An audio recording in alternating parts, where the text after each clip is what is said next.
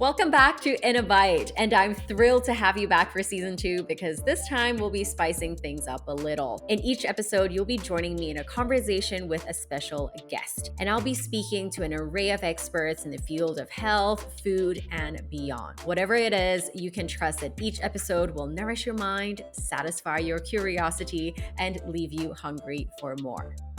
Our first episode is with a really good friend of mine, whom I'm sure many of you already know. She is a cook, content creator, host, food writer, and someone whom I used to watch on TV even before I entered the media industry. Sarah Benjamin is our guest for today, and we chat about what it means to be a kitchen hoarder, our relationship with ourselves as recovering perfectionists, and why it's important to cook for oneself. I hope you enjoy this episode. Hi, Sarah. Welcome to In a Bite. I'm so excited to have you on, finally. Hi, Charlotte. I'm so excited to talk to you. I mean, we talk all the time, but this time someone's recording. I know. Sarah, the first thing I wanted to talk about actually is how we first met. Do you hmm remember that? Because it really left a lasting impression on me. I remember actually very clearly. You were at the time you had either finished or you were in the middle of your Eat List style competition, right? I think I had just finished. Yeah. Just finished, and a mutual friend linked us up so we could talk about the industry, doing this as a job, which is still quite kind of out there. Making food content as a job, I think.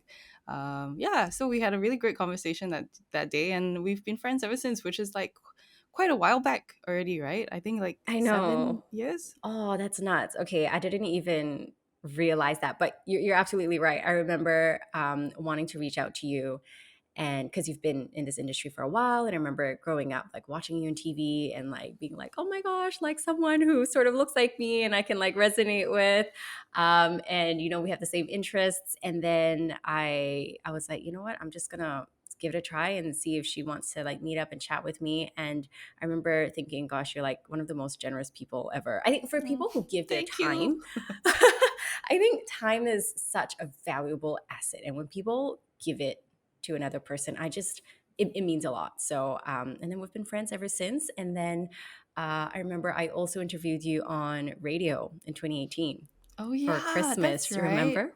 Yeah. Oh So yeah, I had this to is go not to our that first big rodeo. building. No, no, no, that's true. But this time we are running the show fully. Yes. Yeah. Oh, yes. Very different. But yeah, that was really cool as well. Which brings me to my next question. Your handle at that time and your website still is Kitchen Hoarder. And I Yeah. love that name. How did that come about?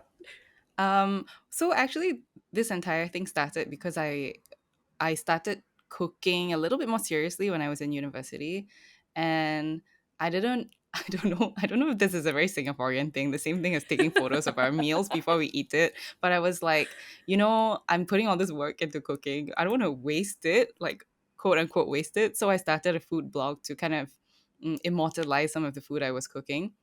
And it was I was like, what should I call it? And at the time, even though I had just kind of started on my cooking journey, I really loved buying cookbooks. I have always loved buying Mm. cookbooks since I was a kid. That's actually how I got into cooking. So I was like, oh my gosh, I'm a hoarder of cookbooks. But then I also like kitchen things. So I was like, okay, kitchen hoarder. That's the only place in my life where I guess I'm a hoarder and I don't feel bad about it. You know what I mean? And that's really funny as well. I love my cookbooks, and I used to have them by my bedside as like Me too. my nighttime Yes. reading. Yeah, Oh my it's god, crazy. 100%. Yeah. Right. And I read them like storybooks. And I Mhm. guess that's one way to, I mean, that really goes to show that you enjoy what you do, right? And you really read it. I mean, I'm such a nerd when it comes to cooking as well. And I just like to soak it all in before bed. It's more interesting than any other, Mhm. book. But yeah, that's so funny how we both do that. I'm a sucker for kitchen items as well. Now that you mention it, yeah, I probably hoard in the kitchen as well. Yeah, see, you're a But kitchen a, hoarder too. a healthy form of kitchen hoarding, biased, of course. I remember when I moved homes, I think my kitchen items took up the most number of boxes, and it was embarrassing. Me too. I mean, when I was in uni, I bought like a stand mixer. because I wanted to Oh wow, bake. that's Yeah, I had a stand mixer, I had a rice cooker, all sorts of things, pots and pans, and you I shipped invested, them back. girl. Well, honestly, I thought I was going to stay in the UK, but when I came back, I was like, okay, everything's coming with me. Yeah, I mean, I grow such a strong attachment to my kitchen appliances. It's Hmm. crazy. Like, even when brands want to send me new things, I'm like, well, I already have one, and I've been with her for a couple of years. I don't want to replace Mm, her.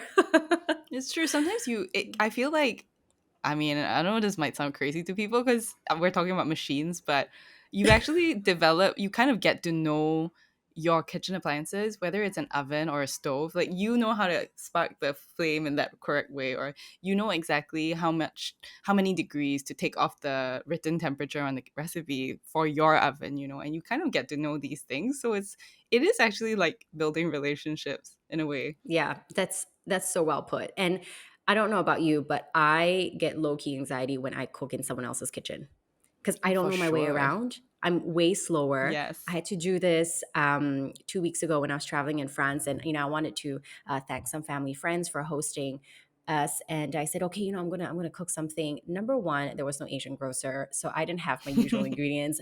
Number two, I did not know the kitchen, and I just kept like I was like, okay, major disclaimer before everyone digs in, like these are the things that are not going, like according to plan, etc. And yeah, it's like you really do build a relationship with your kitchen. It's I totally crazy. understand. A few months ago, I went to Australia with my family, and we stayed with some of my parents' old friends. And their only request was for me to cook them Hokkien mee because they used to live in Singapore. I've never cooked Hokkien mee before. I love to eat Hokkien mee, but it's something we can get, cooked by a professional. So Hmm. I've never tried. But I was like, okay, I'll do it. I put a lot of preparation and thought into it. I planned which Asian supermarkets to hit up in Sydney before we went because they live in the country, like really in the Mm. country. So I went to the Asian supermarkets. I bought all the ingredients I needed from the Asian supermarket, from the fishmonger. I bought the prawns, everything. I said they have to buy a wok, so they went and bought a wok, which they even seasoned Wow. themselves and everything. So everything was kind of like, wow, it's well prepared. Got there. The wok is massive. It's like a proper, stir fry wok, but their stove, it's a four burner stove. A lot Oh of no. Australians have a four burner stove. It's right next to the wall, so I couldn't put the wok directly on any one of the burners because the wok was huge.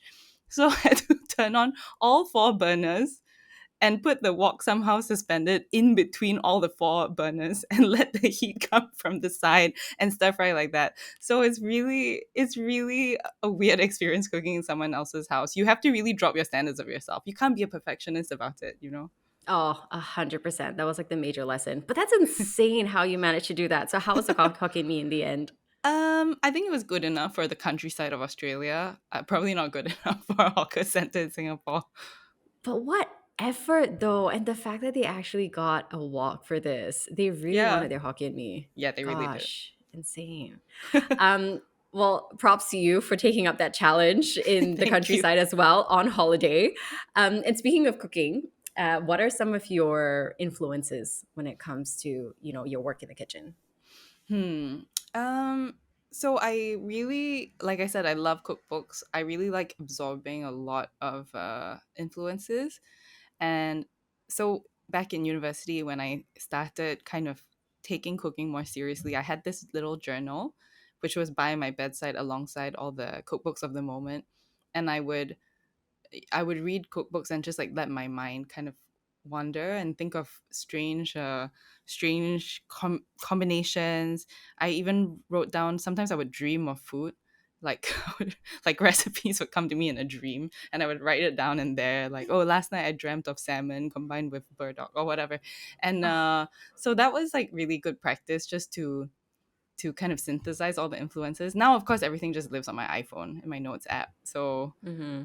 I mean, it's easier that way too, but it is a bit different than writing on paper. Um, I don't know that I have specific influences, but in terms of very early on, definitely my two biggest influences when I was growing up were probably Jamie Oliver and Nigella Lawson, because I really grew up watching cooking shows.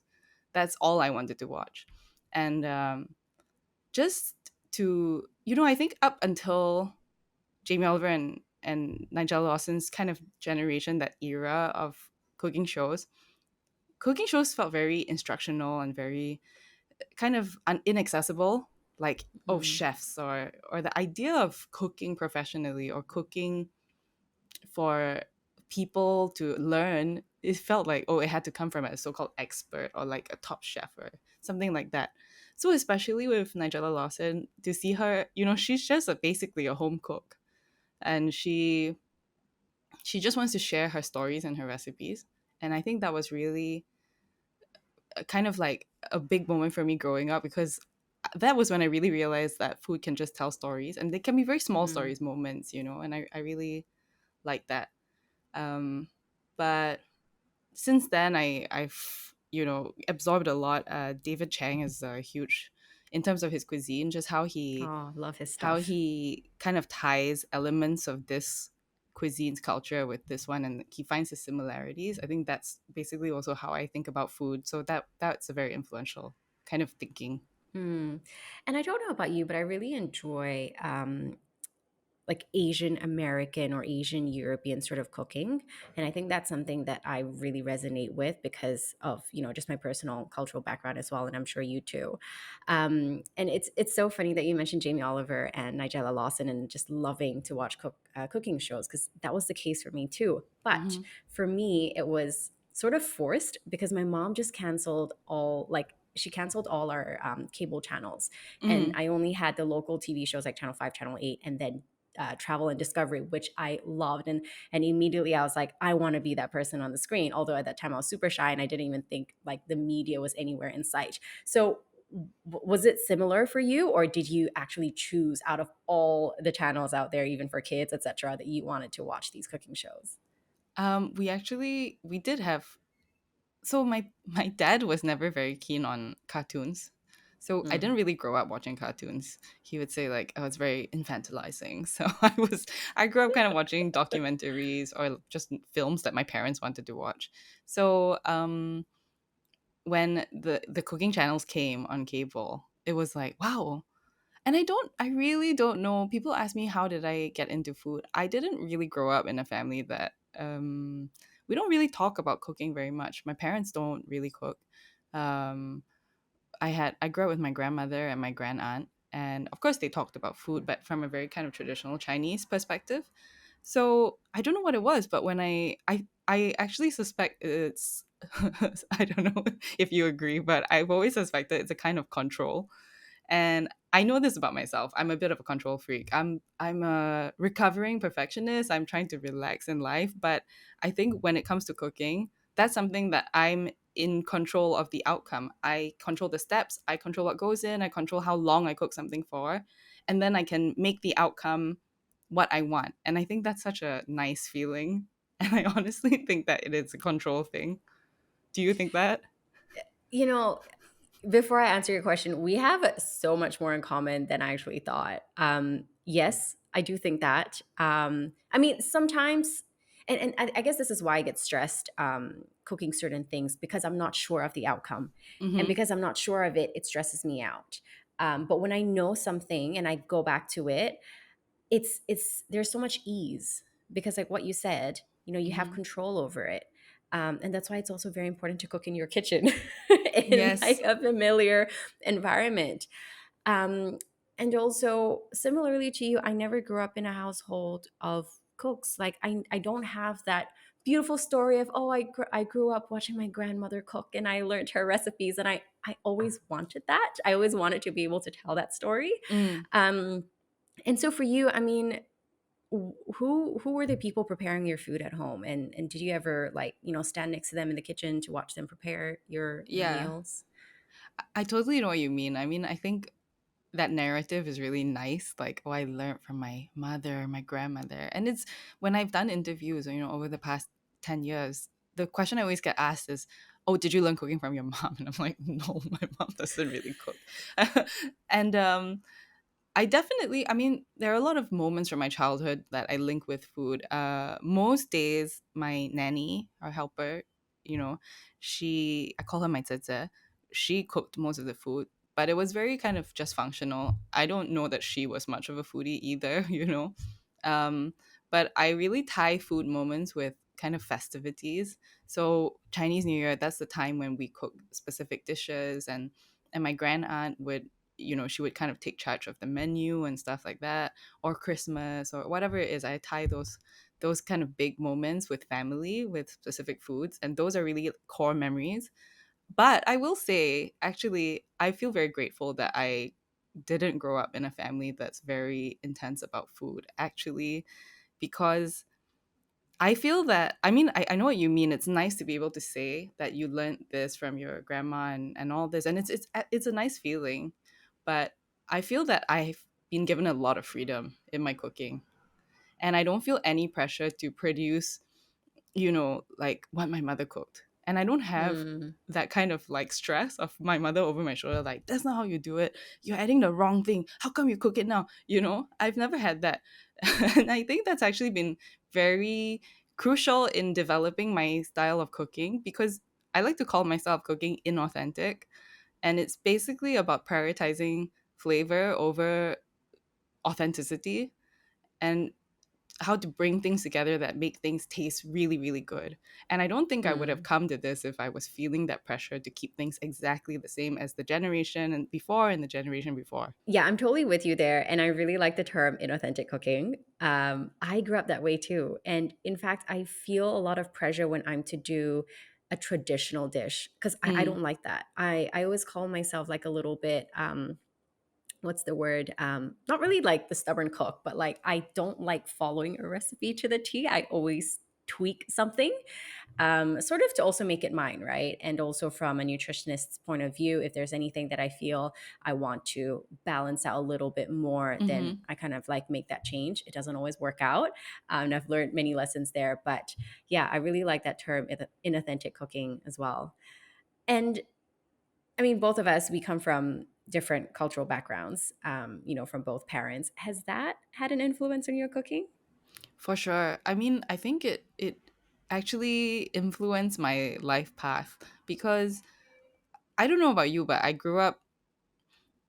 I'm mixed, and my dad's British and my mom's Chinese, and I feel like I spent a lot of my childhood figuring out where I fit in or where I belonged, because uh you know, Singapore in the 90s was not exactly like Singapore now. People were a lot more like, they had to kind of make sure they understood where you came from before they maybe wanted to accept you as Singaporean or accept you as Chinese, Hokkien, whatever.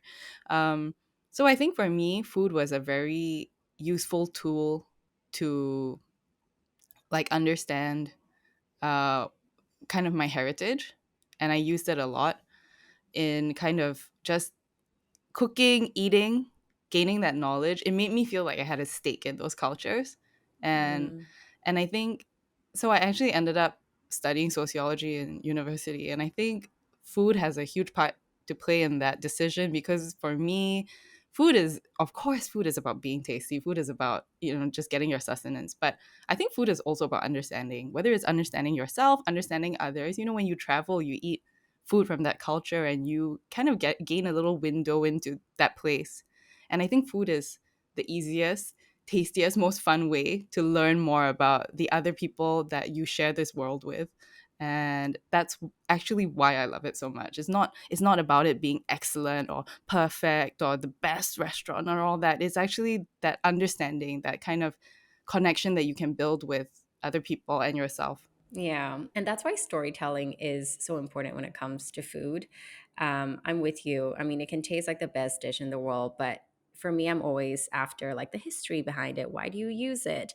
And when I travel, I always say I travel through my stomach because, Mm-hmm. like, that's really the best way to learn about a culture, when it comes to heritage as well. I'm a bit like you. Sometimes I feel I'm not Singaporean enough, and then when I'm in France, I feel like I'm not French enough. So I'm Mm. like, screw it. I'll just create my own sort of like, mix through the food that I cook.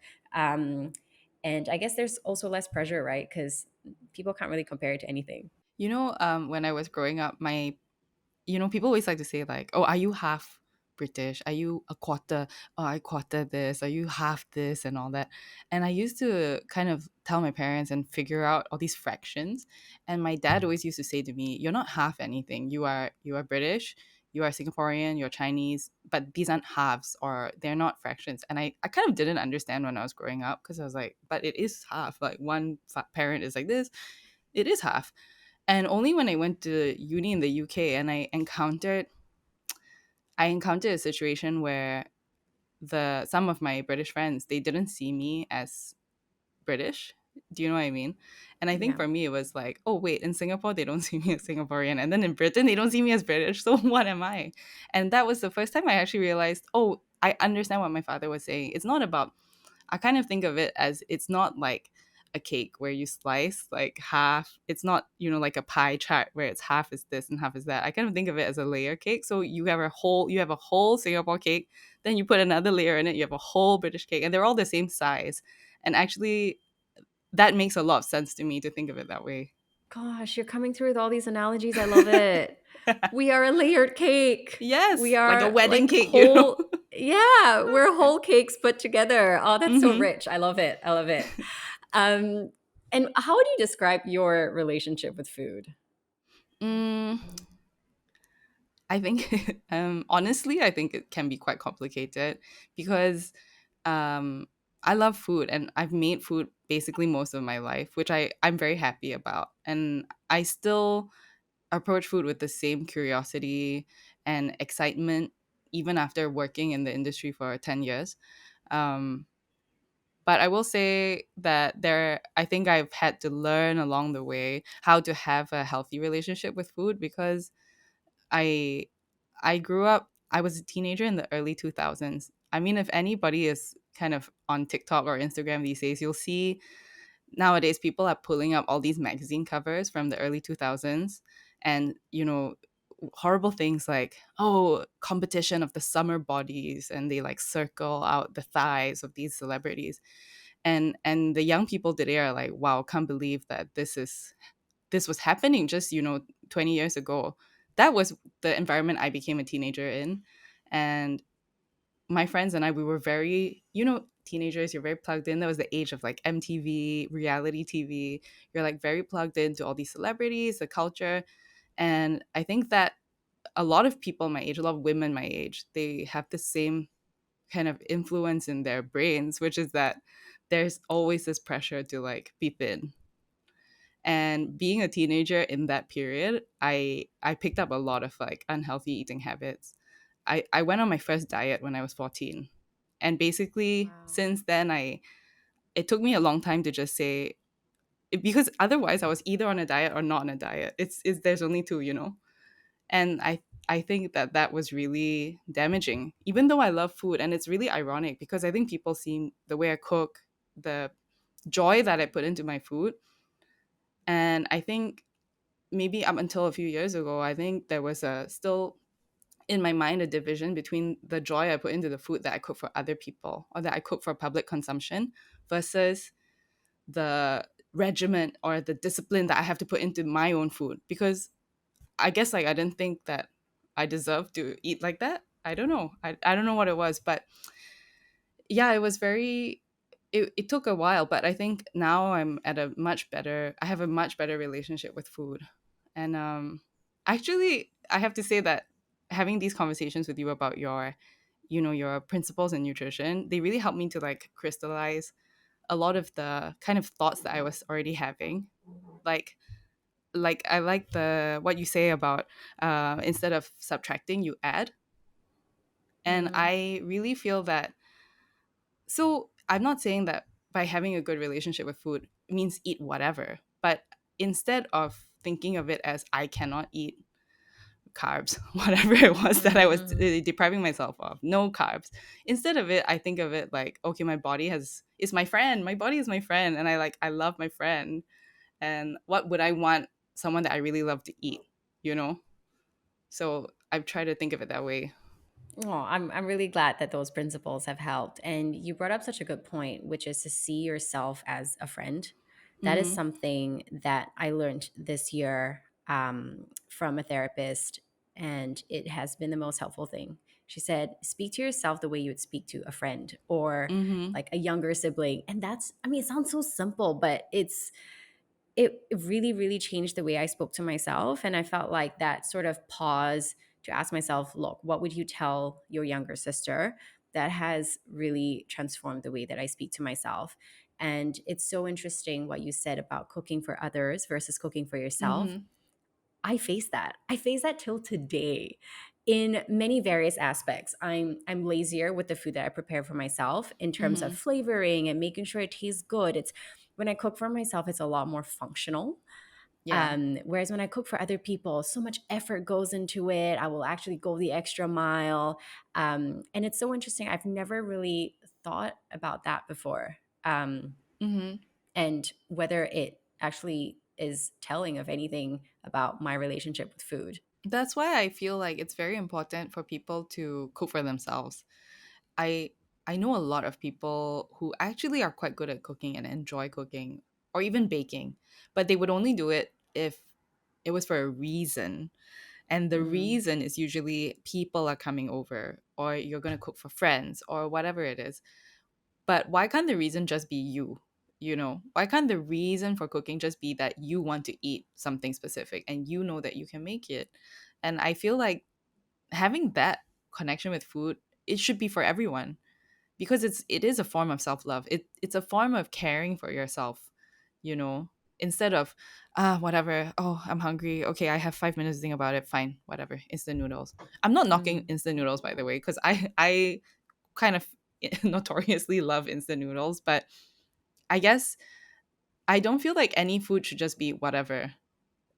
If you're gonna eat instant noodles, eat them intentionally because you really want to eat that. Make it the best bowl of instant noodles that you could make versus, damn, I don't have time, whatever. You know, don't treat yourself as whatever. yeah, I'm totally with you there. And going back to this whole conversation about, diets, what was the turning point for you? Mm, actually, I'm not really sure, but I think part of it was also kind of starting to change my inner monologue. Um, I think I have been a very I've always been very hard on myself since I was very young. Um, like I said, I'm a recovering perfectionist. I was almost quite proud of the fact that I was a perfectionist, I think. And I made that into a part of my identity. That's just who I am, right? And when I fail or when I fall short of the expectations I set for myself, then I deserve to be punished. You know, I deserve to talk to myself really badly or tell myself I'm stupid or whatever. And I think it just got to a point where I really felt shitty, you know, for lack of a better word. And I think I just felt like it had to change. And I read a lot. I also, you know, spoke to a therapist about how to kind of combat this and all those same things, like talk to yourself like you're a friend. That was a huge turning point for me because I think I'm a pretty good friend. um, and I love my friends a lot and I really care about them deeply. And to have someone say, would you say the things you say to yourself to a friend?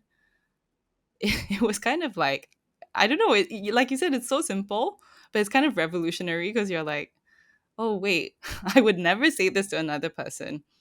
Why do I say it to myself? And I think starting from that point, everything just kind of changed, including how I see food, you know, and it's how I see myself as well. I think that makes a very big difference. Yeah, that hits hard. Like, it's crazy how we have this filter through which we see ourselves, and we don't do the same for our friends and our loved ones. Hmm. And Sarah, you are one of the most empathetic people I know. You're one of the kindest, most generous friends. So, yes, I'm with you on that one to speak to yourself the way you would to your friends. Thank you. And I Yeah. also, it's like almost like when I hear about other people speaking to themselves like that, I'm like, oh, you don't even want that for your friends, you know? You don't even want them to Yeah. speak to themselves like that. Yeah. So it, Yeah, it for sure. is, I mean, life is really short, as everyone says. Life is short. And why why would I want to spend my days just berating myself or feeling not good enough, you know? So I think that made a very big difference. Yeah. Oh, that's good. Well, as you say, we are recovering perfectionists, Mm-hmm. recovering XYZ. And the most important thing is that we're working on it and we're so aware of this. And this actually forms a lot of the conversations that you and I have with each Mm-hmm. other, doesn't it? Yeah. Yeah. I think it's really interesting that we both are very attracted to food as well, because actually I think cooking is a very good way to get over perfectionism. Although although you can control, like I said, it's very appealing for control freaks because you can control the outcome, you can control the input, but in the end there are always going to be variables. That day this potato could be more watery, or or the temperature could be more humid or more hot, and then that changes the way your bread rises. There's always variables, and I think like learning to roll with the punches comes very easily in cooking, and I think that's super good practice for anybody who feels like they have to make their lives very disciplined and everything. So I really encourage everyone to just cook. And if it fails or it sucks, never mind. Just keep doing it. And I think that's very good practice. Yeah, I'm with you there. And it's funny, like I mentioned earlier, I do enjoy the sort of control that I have in the kitchen. But now that I think about it, cooking is one of the few areas where I'm not so much of a perfectionist, especially when Mm. it comes to presentation. I'm a little bit like chapalang when it comes to like presenting my dishes. And I think it's also because I know I'm not great at it. So I'm like, oh heck it, whatever. It's almost as though I'm so scared to put in the effort because I'm so scared of the outcome Mm. that I don't do it at all. So that's something that I'm trying to train myself to do, to just try. Because again, perfectionism, right? If I know that I'm not going to be good at it, I'm just frightened to try. Yes, exactly. And I think it was really, as I got older, when I read up on perfectionism and how it actually holds you back, that was really eye opening. Because in my mind, oh, perfectionism is good because it pushes you to be the best that you can be. But when I look back on myself, how many things did I not try because I wasn't sure if I would be good at it? And how many opportunities could that have led me to miss out on? There's things in my life that I always since I was very young, I always wanted to surf. I till this day I still have not gone surfing because I in my mind I'm like, I could be really bad at it. I could be horrible at it. I could hurt myself, whatever. But actually, why not just try? And I think that is kind of a it's kind of a hill for a perfectionist to climb. But being bad at things doesn't mean you can't enjoy them. And I think that was a very very big moment for me to realize is you don't have to be good at every single thing in your life. I know. What a revelation for us. Sometimes I still forget that I don't have to be good at everything. Mhm. And sometimes perfectionism can be so paralyzing. Mhm. It's like me starting this podcast. The idea has been in my head for 2 3 years. I only finally started it last year, and I Mhm. was so hard on myself. And that's why when I said, oh, I'm just going on a little like seasonal break, the break was about a year. This is the Mhm. first time that I'm recording since. So I think for us, having an external council of supportive friends is so important, because the Yeah. council in our head will push us the total like, opposite direction. Yeah. Yeah. Actually, I don't know. This is something I like to do is I like to watch things or interact with things that are not that good. I know it sounds very crazy, but sometimes when I come across something that maybe doesn't meet my usual standards, I'm like, okay, I'll actually sit down and watch it, or I'll sit down and like I will indulge in mediocrity because it actually is a really great reminder to me that look, someone did this, it doesn't matter, like just do it. And like I don't know, it takes the pressure off me. Sometimes I feel like if you only consume things that you think are amazing and excellent, like the pressure is very heavy because you're measuring yourself up to against these people who are professionals or have done it for years and years. Sometimes you need to watch people at the start of their journey to remember it's okay to be like not great at stuff. Yeah, no, you're completely right. That really made me laugh, to indulge in mediocrity. But you're right. I mean, if you constantly watch great things, you're going to set the bar really high for yourself. And a Hmm. lot of the time, we've also spoken about this. Sometimes we scroll on Instagram and then we see these reels that are performing exceptionally well, and we're like, but that's all that they did. or that's the quality of the Mm-hmm. work, and it blows my mind. And that's where I remind myself, Charlotte, you don't have to be where you think you should be. It was actually a very big kind of moment for me because I like you, I started off in TV. So my first kind of experience of sharing recipes came with a whole crew, like a big crew, producers, directors, script writers. Although the recipes are my own, like there's always someone watching out for you, like, hey, smile more. Uh, this part wasn't clear. Can you make it clearer? Um, all that. But I think that when I transitioned, I think it was actually mainly over COVID when lockdown first happened, and I found myself alone at home. Like, okay, what do I do now? And I think it was really hard for me to make the switch to just filming myself and just kind of accepting the quality, because obviously I'm not going to be I'm never going to be a professional cinematographer quality. I can't do the recipe, do the hosting, do the whatever, the writing, plus the make the I know there are people out there who can't, but who can, but I don't think I can. And I feel like for me, realizing that people still like seeing that was a very kind of a big moment for me, because I was like, actually, what are people getting out of this? They're actually getting that story, that recipe. They're enjoying what I have to say. They're enjoying watching me cook. They're going to try this at home. Oh, they've tried it at home. They like the recipe. And actually I realized it's not about the bells and whistles. It's not about the presentation, how beautiful the camera work is necessarily. It's really about content. So realizing that really kind of has been a guiding principle, because now I'm like, okay, it's more about the content. What can I share with people versus how nice can I make it look, you know? Yeah, I'm totally with you. Producing during COVID really Mm-hmm. changed things for me. I mean, it was great because people were more forgiving. They're like, oh, it's Yeah. okay. You're filming on your own now. Oh, it's okay. Don't worry. Oh, you're using your iPhone. It's totally fine. And that has sort of like set the bar now. And Mm-hmm. it's funny because, especially with Gen Zs, it's almost like the more like rabat your video looks, like the more engagement it gets. And I'm still trying to wrap my head around that, although I totally get it. And one of the best pieces of advice I got when I was working on the radio, because whenever I spoke to the microphone, it sounded very like presenter like, and I was always told to Mm-mm. make it more conversational. The best piece of advice I got was to put an image of someone, or just imagine someone, like your mom or your friend, across the microphone, and just pretend like you're talking to them. It sounds so simple, but Mm. every time when I have my presenter mode on, I just picture a friend's face, and as though I'm talking to them. So for example, when I'm like, filming with my iPhone front camera and I'm just like looking at myself, I just sort of like replace that with someone that I know, and it really changes the way that I speak. Mm. And it's more approachable, which I think is what people want nowadays. We don't want your Jamie Oliver, Nigella Lawson like presenter mode anymore. Actually, I think that, funnily enough, I actually think someone like Jamie Oliver is actually very casual on camera. He's not Mm, super like put together, but I don't know whether it's also, I think in Asia we want things to be polished. We I think I This is my suspicion. In Asia we like things to be really great. We look for excellence, you know.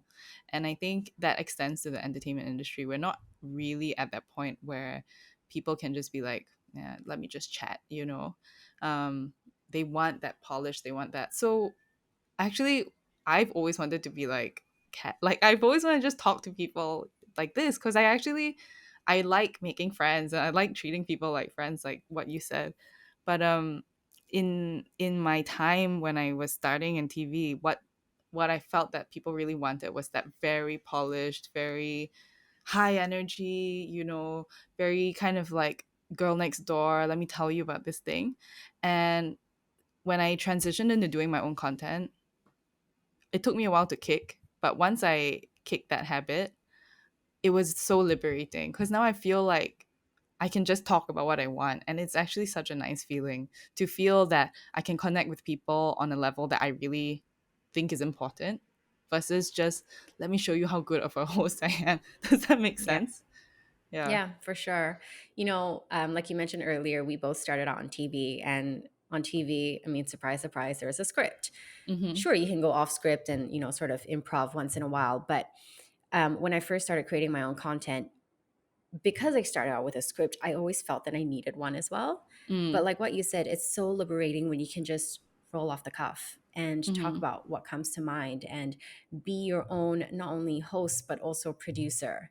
And it was that like producer hat that I Mm. really enjoyed wearing because, again, control, but probably in a Mm-hmm. good way, right? In a Yeah. better way because you can decide what you want to talk about.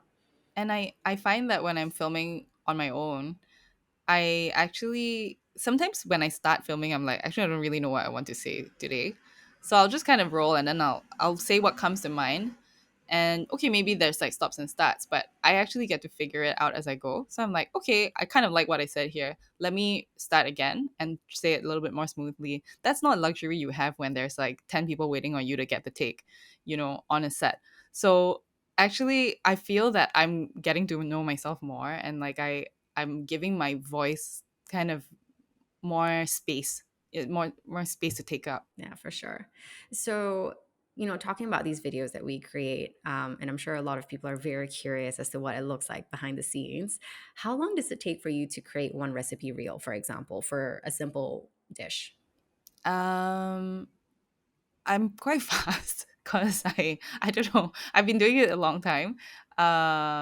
So I can usually film a reel in like maybe like 40 minutes or something like that, 40 minutes to an hour, depending how much talking there is to the camera. And then if I really sit down with no distractions, it takes me maybe a couple hours to edit or less. Depends. It It's really amazing. depends what I want from it. If it's a very casual thing, like that can happen really quickly. But if I have a specific um idea going into it, like I know I wanted to start with this and that, and like I do kind of not I don't write a script, but I kind of make a list, then that will take longer just to get like the beats. Your key points, yeah. Yeah. But for YouTube it takes way way way longer. Like it can take days to edit one Because video. of like the long form content. Mhm. Yeah. And I'm just like picturing you in your kitchen right now, especially after everything that was spoken about. Have you seen that video of, I think like people have done several remakes of it, but where you're in the kitchen and every couple of seconds you're like rinsing your fingers? Yes. Are you that person? Yeah, 100%. I don't I'm It's extremely a clean freak. I wash my hands with soap if I've done okay. anything that's like contaminaty. So yeah, my hands are very dry. Every time I've gone for a manicure, they're like, "Wow, your skin very dry. Why Then I said, because I wash my hands like 20, 30 times a day, you know. I'm with you. Oh my gosh, I'm so glad I'm not alone. When I used to live with my brother, and when he so kindly decided to cook for me, he like we made this pact. We're like, I have to be out of the kitchen. If not, both of us is just going to end up really stressed because everything's all over the place. I don't even want to think which cutting board was used for what, Oh, or like I'll yeah. see water all over the place, and Yes. Oh it's my god. hilarious. I hate so my mom is like that. Like when she cooks, I don't know why the kitchen is so wet. I'm like everywhere is wet. I'll just be going around with a towel, like, you see how much water is here? Can you wipe this? Like, why is it so wet? Do you know that water carries bacteria? I'm like so annoying. A So hundred sometimes I'm just percent. like, just close your eyes. I know. I can have a whole freaking episode talking about bacteria. I feel like my eyes can see bacteria sometimes, and it's Yes. ridiculous. This sounds completely insane. No, it's true. Um, and it's so amazing how you can do a reel in 40 minutes because what really stops me is every drop that I wipe, every when egg white drops on the table, like the whole world ends until I clean it off kind of thing. Okay, And that's what takes me ages. I'm not that bad. So anything that's like vegetable based, eggs are okay for the most part. But like when it comes to meat, then I get very any raw meat or anything like that, I'm very, very careful and clean. But as long as I know something is not like likely to have a lot of bacteria, I'm okay. Okay, yeah, Yes. yeah, you're a lot better. I don't know, eggs and me, like, there's just this thing also because they're so thick and gooey, and the minute they set, it's so hard to clean it. Okay, anyway, this show is not talking about food safety, so we're We all should good. do We're gonna move on. a cleanliness show. How do you I clean? know. Okay, so moving on to this next part, and kind of also touching on what we spoke about earlier. Mm. You and I have spoken about mental wellness quite a number of times. What are some of your strategies to, maintain your mental health or cope with stressful situations? I think what we spoke about is a really big one. Just going easier on yourself, being kind to yourself. That if that is your kind of leading principle in life in all areas, I think that can only do good. That doesn't mean just letting yourself off the hook. Never having consequences for anything. Of course, own up to things that you do wrong, or take responsibility for the things that you want to make happen, but just be kind to yourself about it. And don't expect, if you are like us and have a kind of, you maybe don't have the kindest inner monologue, don't expect it to change overnight. Sometimes I feel like with a lot of like wellness practices, people then use that as a measuring stick for themselves. So they're like, oh my gosh, I didn't speak to myself kindly. I'm so, it's like, don't use that as a stick to beat yourself with. Like, practice genuine kindness with yourself. And for me, two things that really, really changed my life, I would say, are meditation and journaling. And I will shout about them from the hills until forever. I'm kind of almost annoying about it. I'm always like, do you journal? Do you meditate? And I think these are two practices that um, can be very intimidating for people. But where I'm very grateful that we live in an age where there's so many kind of accessible ways to learn about these practices. For meditation, like, for example, I tried for years to meditate, kind of just on my own, and it never worked. I'm just like, I have a very busy mind, and again, I'd be like, I suck at meditating. I'm so bad at meditating. I can't meditate. And I hear people saying these things very often. I can't meditate. There's no can or cannot. You are either meditating or you're not, and it's okay to have thoughts come up. And the only reason I learned that these things are okay is because I started meditating with an app. And these apps, there's a few of them. I really recommend Headspace for beginners. They actually teach you, they guide you in how to meditate, how to be kind to yourself when thoughts come up, how to practice compassion and all that. And there's so many meditations there. Some of them are 3 minutes, 5 minutes. So you can just start literally with like a 3-minute meditation. That was a huge thing for me. And then journaling, same thing. I think people think journaling is just writing like, dear diary, today I blah, blah, blah. And people are like, I don't want to do that. And you can do that. Some people love doing that. Sometimes I also just write freely, but there are so many guided journals out there now, that, or even journal prompts you can buy, like a stack of cards. And it's just like answering a question. Just imagine someone is asking you this question and you write it down, and sometimes that just creates so much self-awareness. Sometimes you don't even know how you're feeling. You're not in touch with your emotions. You feel something's not right, but I don't want to think about it. And actually, not processing it is not healthy. And you don't have to process it with someone else. Nobody's saying you have to call your friend, These are tools that you can use to kind of go through things on your own, and to really process, really feel, and then let go and move on. And I feel like these two practices are for everyone, really for everyone. I really like that. And, when it comes to journaling, this reminded me of another good piece of advice that I received. My boyfriend Kieran told me this once because I think a lot. Sometimes I Mm, overthink. And especially when it comes to making decisions, I'm just in here. It's just in my head. And I'm thinking that, okay, I'm already weighing out, all these different thoughts and be it pros and cons, whatever.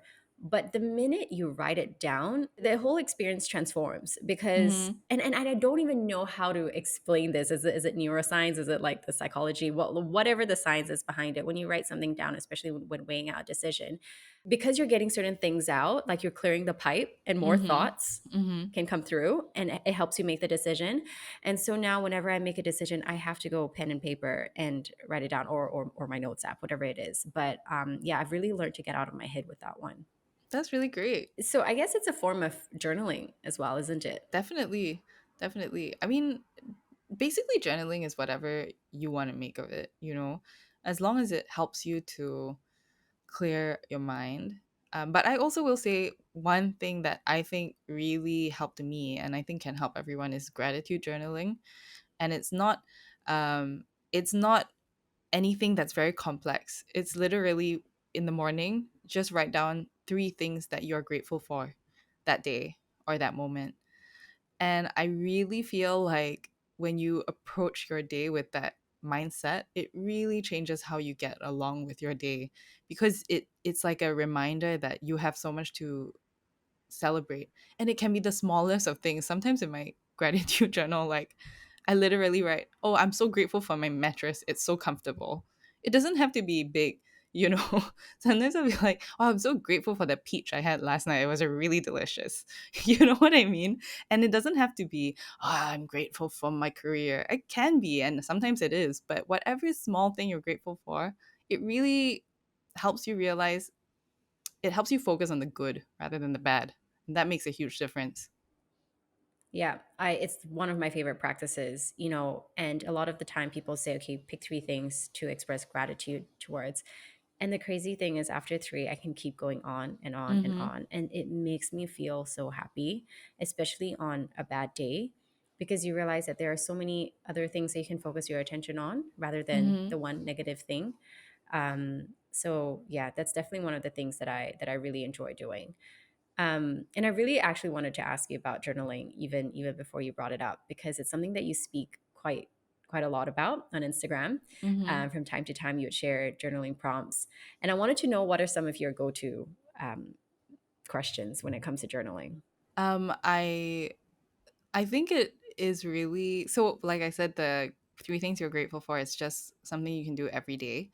Um Sometimes I think it really depends what you need. So I think if you're someone who maybe is lacking self-love, or you find it hard to kind of talk yourself up, and I think everyone should have the ability to talk themselves up. This is really hard for, I feel like it's also very hard for women in particular. But just writing down, what do I love about myself? It seems really like, huh? Sometimes you have a hard time saying stuff, and when you start journaling, it can be really difficult. And you can even say five things that I think are really great about myself. And I've done journaling workshops with friends, and they're like, I can't think of five. I'm like, huh? I can think of 50 great things about you, my friend, but you cannot think of five nice things to say about yourself. Like, what's up? And I think these are actually muscles, like mental muscles, that we have to practice and work out, like loving ourselves, thinking well of ourselves. For daily journaling, it can even be something really small, like, what's one thing I can do today that will make today really good you know and it can be something really small. I could take 5 minutes off work at 3 p.m. But writing it down makes you more likely to stick to it.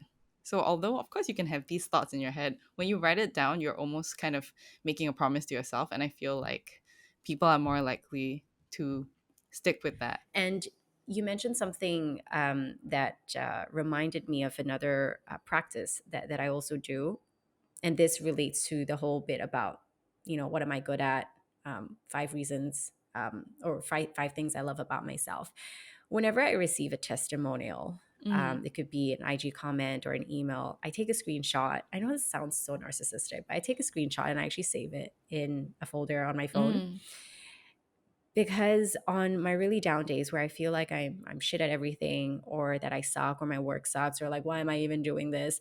I actually go back to it and I remind myself of, either the great things that I've done, or the things people have said about my work. And it's so empowering at times, especially when you feel that everything is just going wrong. Oh, I recently heard someone else say the same thing, that they have this little folder of all their successes. And I don't know why, but when I heard that, I was like, wow, it never occurred to me to do that. And it's really interesting because if I get negative feedback, it stays with me for very long, very, very long.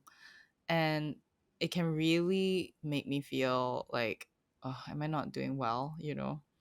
So yeah, I've never done anything like that, but I think that would be actually very helpful, if Yeah. you, especially I think in our careers.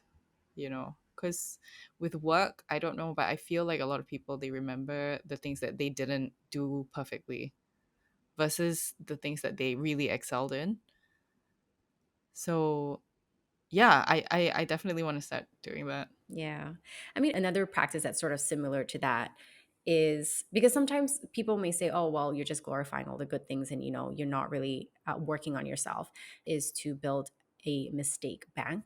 And Mm-hmm. it's not to, hit yourself with, but to write out all the mistakes that you've done and sort of reflect on them and see what could have been done better or what can you do in the future to improve. And I think that's a great way to also just improve the self and to grow. I also, for me, I'm kind of like chronically positive.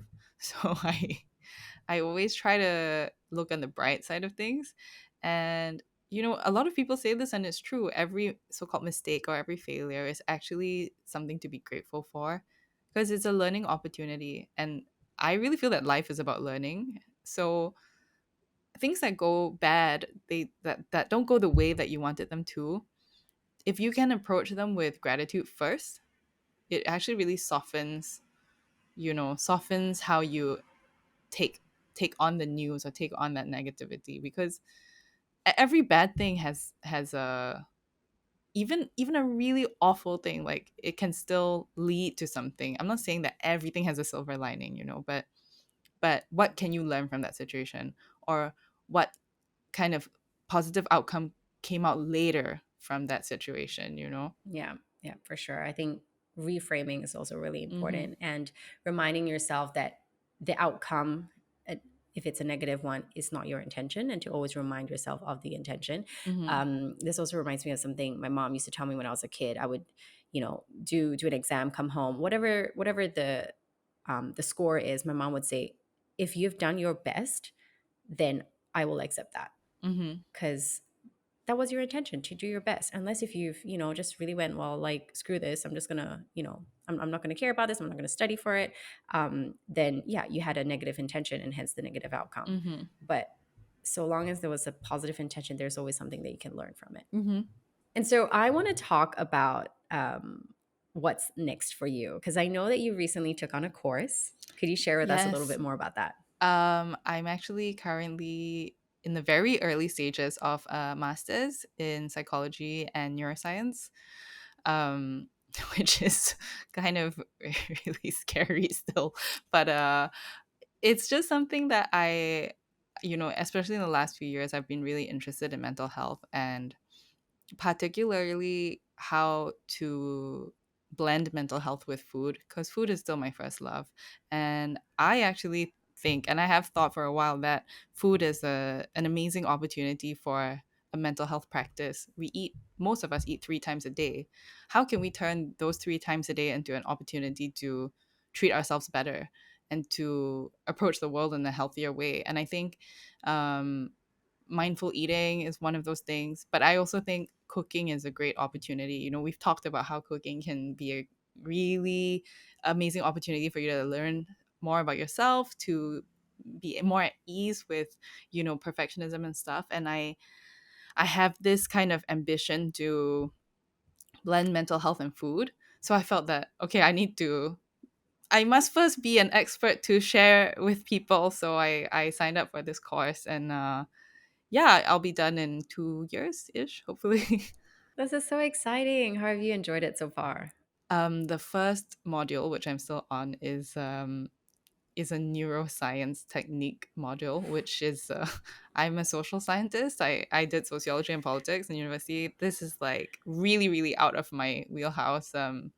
Yeah, yesterday I was writing up an essay plan, and I had to look at rodent animal models for brain brain development, and it was like, wow. But it is very interesting, and it's actually really nice to have a challenge like that, because Hmm. I don't know, but I'm 34. I'll be 35 in a few months, and I feel like sometimes at this age we kind of settle into like our comfort zones. We're at this point where we're pretty kind of like far into our careers. Most of my friends are like doing things that they're very good at. They're very, like advanced in their careers. And at that point, it is actually okay to coast, but I don't know. I think it's really fun to keep giving yourself challenges like this. Like I said, you don't have to be good at everything. And it's really nice to feel like you can learn to be good at something still. Yeah, no, that's for sure. No, I'm so proud of you that you Thank took you. this on, and I echo your sentiments as well. It's so important to constantly learn new things. Once we start working, we get so comfortable with what we know, and we're afraid to start something new or, pick up a new skill. One of the biggest things I always wanted to learn to do. So for you was surfing. For me, it was rollerblading because it Oh it yeah. scares the creeps Yes, out of me. me Like too. I'm so afraid of falling. And it's interesting because that's what my instructor told me, that most kids, they're great because they would just go, they're not afraid of falling. Technique Mm. may not be great.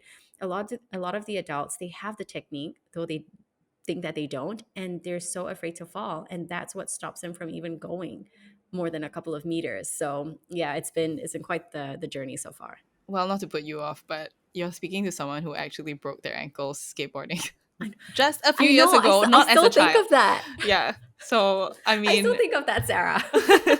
I was like, how old was I? I was like 32. And I was like, okay, lifelong dream to be a skateboarder. That was something my parents were like, no. They were like, no. And so I was like, okay, lifelong dream. I'm an adult. I'm going to spend my money on skateboarding lessons. First one went really well. Second one, we went on the ramp. That was it. I was lying on the ramp waiting for the ambulance, and then Oh, so bless. I still haven't been back on a skateboard. But eventually, I hope, I don't know, I hope I can find the courage. Yeah, no, but kudos to you for trying. I mean, I'm a tin man, I'm a baby giraffe. Like I'm super prone to, like, twisting, breaking something. So yeah, it's super scary taking on these sort of things.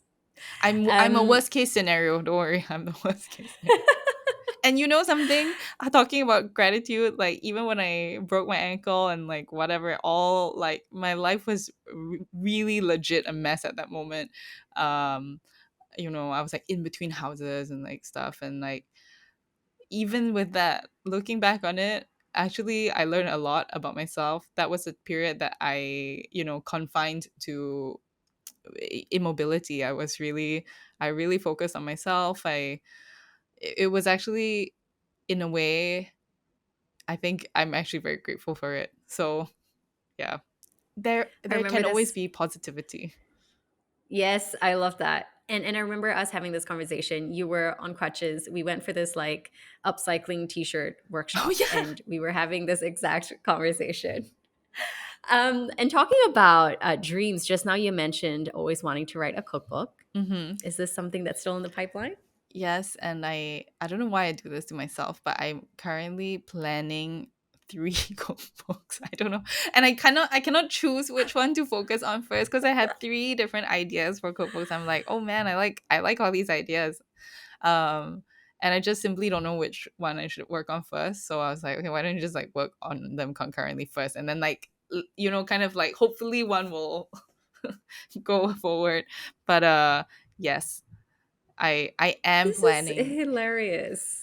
I I just love really like all it. the three ideas, but yeah, I think for me one of the ones I really want to write eventually is on cooking as a mental health practice. So that one I will wait until I graduate so people will take me seriously. But for now the first two I think I will start on them. We'll see. But I want to Oh, I'm really take so my time and excited. make them good, you know. Yeah. Yeah. Well, look, it's now locked in. It's recorded. Oh yeah. This is your accountability mechanism. Captured in I'm looking 4K. forward. I know. I'm looking forward to the trilogy of the Sarah Benjamin cookbooks. What about you? Writing cookbooks, I don't know. I've always been asked this question. I find it daunting, so I Mm. don't know. But funny story, and this has always been a secret. Well, it still kind of is a secret. Do you remember Tumblr? Mm-hmm. The age of Tumblr. Yes, of So I course. used to have a Tumblr account. I still have it, believe Amazing. it or not. I You still still have update it. Tumblr. Love it.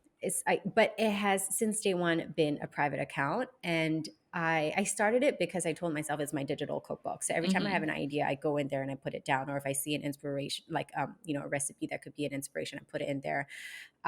So that's like my digital running cookbook. The only person that knows about this before I mentioned it here, was my brother. And he always told me, no, you have to make it public, blah, blah, blah.